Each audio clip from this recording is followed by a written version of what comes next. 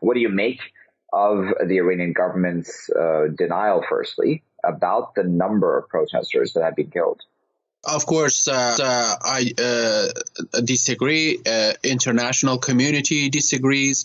The Amnesty International disagrees with the figures that the Iranian government is mentioning. Iranian government talks about 4 or 5 casualties. 5 casualties. 4 of them are belong to the Basij and Basij militia and government employees, which is a sheer lie.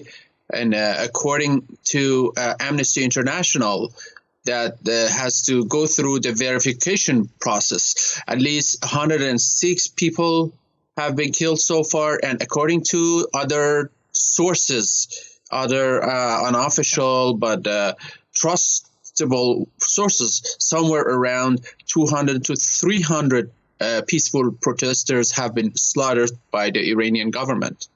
And what do you make of why these protests began to begin with? Zarif made a good point, the foreign minister Zarif there made a good point, didn't he, where he tried to contextualize why this decision was made about the fuel prices, considering the fact that, of course, the country is under immense pressure of U.S. sanctions. I mean, that is a reality on the ground.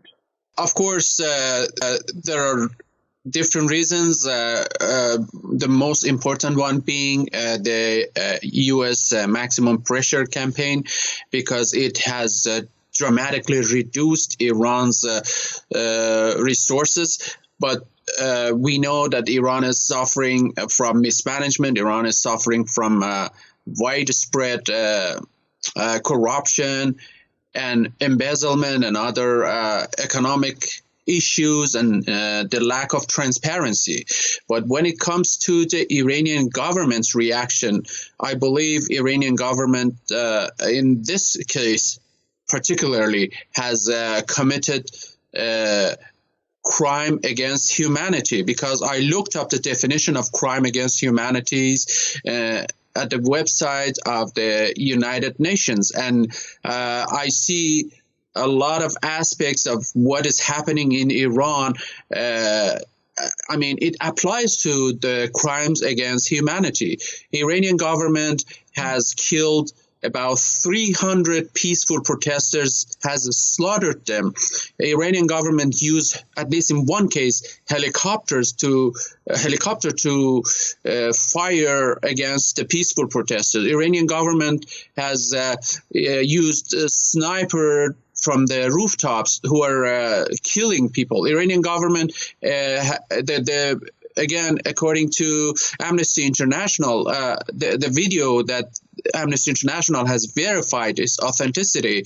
The riot police, they are attacking the cars, and they are the ones that are instigating violence, because Iranian government doesn't want and has never wanted a peaceful protest, has never won a challenge, because Iran is among the few, maybe I don't want to use the only, but among the few Muslim majority countries that after experiencing the Islamism and the Sharia law doesn't want that. Iranian people, the majority of them, they want an openness, they want some form of liberal democracy, and that's why people are in the streets, and they don't want